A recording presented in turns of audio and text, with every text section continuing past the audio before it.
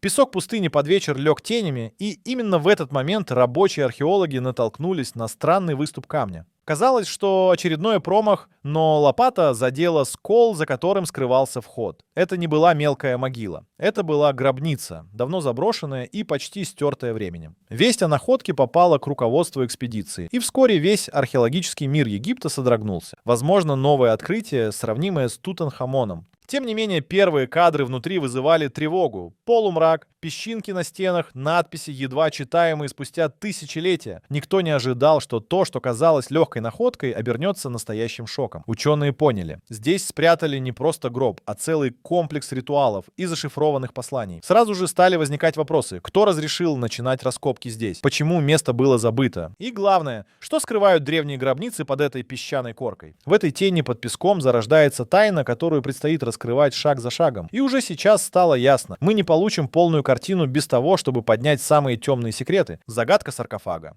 После того, как археологи очистили часть камеры и вход осветился, наступил момент, которого многие ждали — открытие саркофага. Но он выглядел иначе, чем ожидалось. Это был непривычный гранит или известняк, а редкий сплав камня с керамическими вставками, наполовину сохранившийся. Надписи на крышке оказались слабо различимы. В отдельных местах еще видны иероглифы, но время стерло части текста. Углы саркофага покрыты так называемыми защитными рунами, символами, которые обычно ассоциируют с магическими текстами в более поздние эпохи. Это вызвало удивление. Обычно в период Старого и Среднего царств такого не применяли. Ученые задались вопросом, был ли этот саркофаг экспериментальным, переходным, или же его подлинность под вопросом. Более того, один из исследователей заметил следы древних ремоделирований. Возможно, крышку меняли позже. Саркофаг стоял как центр тайн. Внутри могло быть тело, мог быть набор артефактов, но уже сам объект заставлял ломать голову, является ли он оригиналом или частью поздней интервенции. В тени этой загадки начинается более глубокий поиск. Где граница между древним замыслом и поздней подделкой? И может ли сам саркофаг предоставить ключ к разгадке? Сокровища, что пугают. Когда саркофаг открыли, гладкая внутренняя поверхность удивила исследователей, и не только декоративными украшениями. Внутри обнаружились предметы, которые, казалось бы, не должны были там быть. Среди рукописей и масок увидели керамическую черепицу с очень необычными символами, металлические осколки, напоминающие части инструмента, и даже деревянные футляры, наполненные порошком, который при анализе дал неожиданные компоненты. Самое странное — это амулет с изображением глаз, но не в классическом египетском стиле. Форма глаз была вытянута и походила на изображения, которых не было зафиксировано ни в одном каноническом храме. Это заставило ученых переживать, что если некоторые предметы — это поздние добавления или привнесены людьми из другого времени. Другой находкой стала маленькая табличка с чернилами, напоминающими смесь ртути и серебра. Текст было трудно прочесть, но его фрагменты упоминали переход и тот, кто охраняет свободу. Научные группы начали спорить об оригинальности данного комплекта вещей. Эти сокровища не просто дополняли картину, они ее разрушали. Они не давали ответа, а множили вопросы. Почему амулеты странного стиля и зачем табличка с аллегорическим текстом? И все это не просто красивые артефакты. Это семена сомнений, которые распускаются прямо перед зрителем, втягивая в глубокую загадку. Чего боялись древние? Вокруг камер и саркофага сохранились надписи на стенах. Не просто фрески, а предупредительные надписи с призывами к тихому обращению и запретом нарушать покой усопшего. В одних местах текст гласил: «Да не нарушат тень его», в других: «А мне забудьте, если жизнь не любите». Эти фразы не просто ритуальные формулы. Они — прямое предупреждение. Тот, кто войдет, может навлечь проклятие или гнев богов. В эпоху Нового Царства, которой принадлежал Тутмос II, такие предупреждения были нечасты. Исследователи сравнили эти надписи с другими гробницами. Подобные задания наносятся крайне редко, но здесь они выглядят поразительно целыми, словно писаны поздними мастерами, но на древнем основании. То есть или были ретушированы или применены вновь с целью усиления страха. Почему именно эта гробница окружена такими словами? Бывает, что древние такие предупреждения ставили для защиты от мародеров и грабителей. Но в этом случае слишком искусно, слишком много текста и слишком угрожающе. Что за сила стояла за этими словами? И кому они адресованы? Эта глава показывает, древние могли бояться чужого вмешательства, и именно их страх остался в надписях, что тревожит нас и поныне. Кто такой Тутмос II? Теперь, когда у зрителя есть ощущение тайны и странных предметов, необходимо дать контекст. Тутмос II правил во времена раннего Нового Царства. Он был сыном Тутмоса I и занимал трон недолго, около 9 лет. Его правление было тихим. Нет больших завоеваний, нет прославления, и, возможно, его имя почти исчезло из аналов.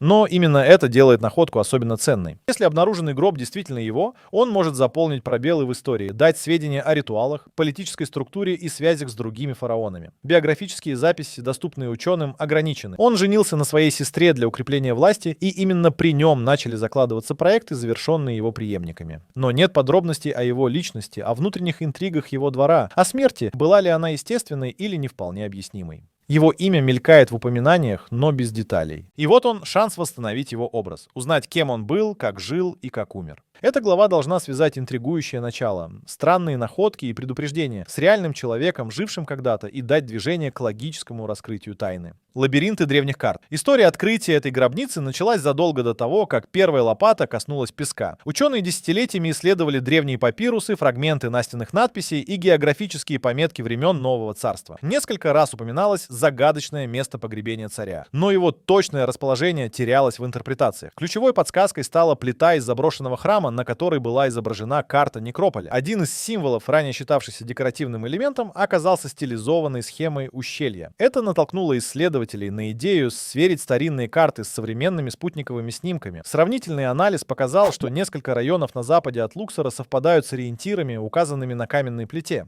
Археологи предположили, что один из них мог скрывать утерянную гробницу. Риск был велик. Финансирование подобных экспедиций ограничено, а попыток найти что-то в этих местах уже было множество. Но в этот раз все сложилось. Расчеты, тексты, чутье и технологии. Все это объединилось, чтобы привести группу к тому самому месту, где под слоем песка веками хранилась забытая история. Эти древние карты стали не просто подсказкой, а пропуском в новый виток истории, который заставил переписать целые главы египтологии. Раскопки под давлением. Когда команда начала активные работы, они столкнулись не только с техническими трудностями, но и с бюрократическими и культурными препятствиями. Раскопки велись в регионе, где земля принадлежит частным владельцам, а каждый шаг археологов требует одобрения на нескольких уровнях. Местные жители поначалу отнеслись к экспедиции настороженно. Некоторые утверждали, что в этом месте лучше не копать, ссылаясь на слухи и предания, передававшиеся поколениями. Пришлось провести немало встреч с общиной, разъяснить и показать уважение к их традициям. Научное давление тоже ощущалось. Археологи знали, если раскопки не дадут значимого результата, проект могут свернуть. Каждый день был на вес золота, особенно учитывая, что сезонные условия не позволяли работать круглый год. Технический участок оказался сложным. Почва обрушивалась, песок заполнял углубления и приходилось укреплять проходы буквально на ходу. Археологам пришлось использовать и современные методы, от лазерного сканирования до георадаров, чтобы сократить риск и ускорить поиск. Несмотря на напряжение, именно в этих условиях исследователи сделали одно из важнейших открытий последних лет.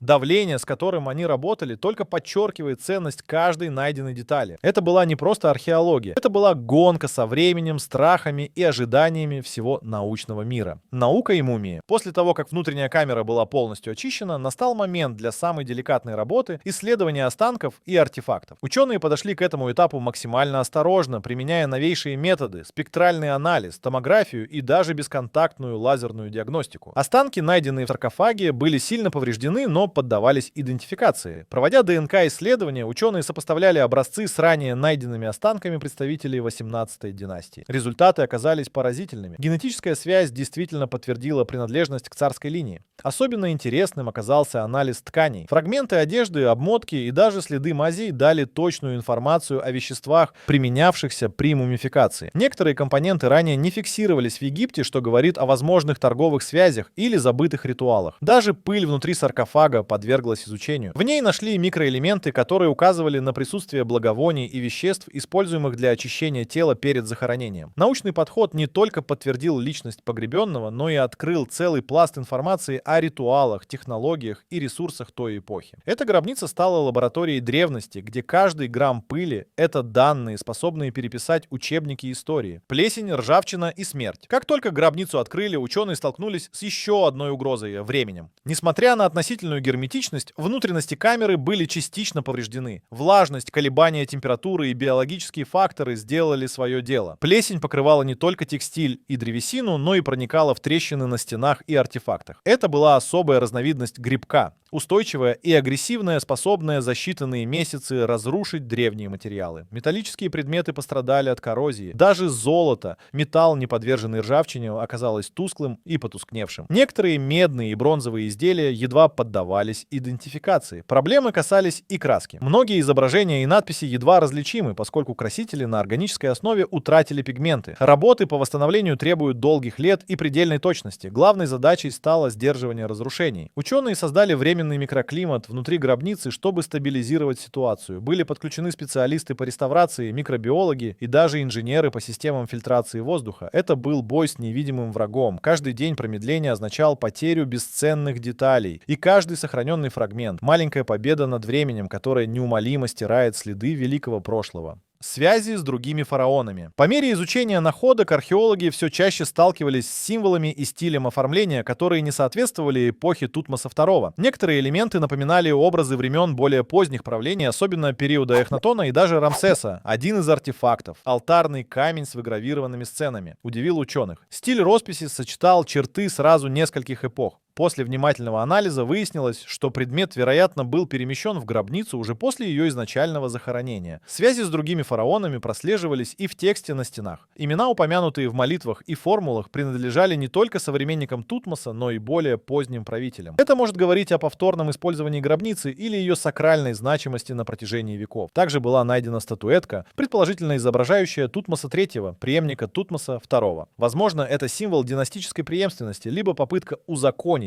переход власти через включение образа предшественника. Таким образом, гробница оказывается не только местом погребения, но и перекрестком времен. Это делает ее уникальной. Здесь сталкиваются эпохи, властители и ритуалы, словно сама история сошлась в одной точке, оставив след для будущих поколений. Мифы и ложь. Сразу после первых публикаций о находке в интернете вспыхнули десятки спекуляций. Заголовки кричали о проклятиях, о мумиях, которые двигались, и даже о вмешательстве инопланетян. Но на деле реальность оказалась куда более интересной, чем вымысел. Одним из самых популярных мифов стала версия, что гробницу открыли еще в 19 веке, но власти скрывали ее существование. Однако никаких документов, свидетельств или археологических следов раннего вмешательства найдено не было. Наоборот, слой песка, покрывавший вход, указывал на полное отсутствие современных следов вплоть до момента открытия. Другой слух касается второй мумии, якобы найденной рядом с саркофагом. Но в реальности рядом находились обломки статуэтки, символизирующей богиню Маат. Также распространилась идея, что найденные артефакты не соответствуют эпохе, что якобы подтверждает путешествие во времени. На деле же, по мнению ученых, это результат многократных перезахоронений или ритуальных дополнений в более поздней эпохе. Важно помнить, наука движется фактами, а не эффектными заголовками. Задача исследователей не только раскрыть тайну, но и отделить реальность от вымысла. И все же, даже разоблачая ложь, невозможно не почувствовать, что сама гробница как будто продолжает шептать свои тайны, заставляя людей додумывать, фантазировать и бояться. Теории и тени. Несмотря на строгость научного подхода, находятся те, кто видит в этой находке не просто археологический интерес, а часть большой загадки. Сторонники альтернативных версий выдвигают теории от скрытых комнат до участия тайных обществ в судьбе гробницы. Одна из версий утверждает, что гробница была сознательно спрятана жрецами, чтобы скрыть информацию о другом фараоне. Якобы Тутмос II не умер, а был свергнут. Но пока никаких подтверждений этим гипотезам нет. Другие теории касаются самих находок. Необычные амулеты, редкие материалы и странная иконография стали основой для предположения о связи с забытыми культами или даже атлантами. Однако ни одно из этих предположений не имеет четкой доказательной базы. Научное сообщество подчеркивает, все аномалии, найденные в гробнице, имеют логичные объяснения в рамках археологии, если смотреть на них без сенсационного фильтра. Тем не менее, присутствие этих теорий подчеркивает одну важную вещь. История все еще волнует людей. Даже спустя тысячелетия тайны прошлого не дают покоя, вызывая и страх, и восхищение. Каждая такая версия как тень на стене гробницы. Она не дает ответа, но подчеркивает, насколько далеко мы готовы зайти в поисках истины. Наследие под замком. После завершения основных исследований гробница была законсервирована. Временный купол перекрыл вход, установлены системы контроля микроклимата и охраны. Научная группа покинула объект, оставив его под надзором Египетского министерства древностей. Многие спрашивают, почему гробницу не сделали доступной для туристов. Ответ прост. Ее состояние слишком хрупкое. Любое вмешательство, особенно массовое, может разрушить уникальные материалы. Ученые и реставраторы продолжают работу над цифровыми копиями, чтобы сделать экспозицию в виде виртуального музея. Что касается артефактов, они были перемещены в специально подготовленные лаборатории. Некоторые уже доступны в ограниченных выставках, другие еще изучаются. Главное в этой находке не набор предметов, а понимание, насколько хрупкая и уязвима наша история. Один слой песка может скрывать целую эпоху, и каждое новое открытие — это шанс не просто узнать, но и переосмыслить. Гробница Тутмоса II, возможно, не самая яркая снаружи, но она оказалась самой насыщенной внутри. В ней отражение того, как живет и умирает память, как исчезает и возвращается истина. Это не просто финал археологической миссии, это напоминание о том, что история — живое существо, и ее сердце продолжает биться даже под тысячами лет песка.